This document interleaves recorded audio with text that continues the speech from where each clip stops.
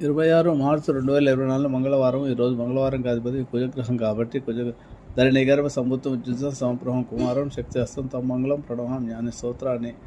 అలాగే ఈరోజు హస్త నక్షత్రం కాబట్టి మీరు చంద్రగ్రహానికి సంబంధించిన దదిశంక తుషారావం క్షీరోధారణ సంభవం నమాం శేషం సోమం శంభోర్ మకుట భూషణం అనే స్తోత్రాన్ని 27 సార్లు జపం చేసుకోవాలి. సుబ్రహ్మణ్య స్వామికి 6 మంగళవారాలు కానీ 9 మంగళవారాలు కానీ అభిషేకం చేయించుకుంటే మీకు సర్పదోషాలు తొలగడము, లేకుంటే ఏలిన కుజదోషాలు ఉంటే కుజదోషాలు వివాహం జరుగుతుంది.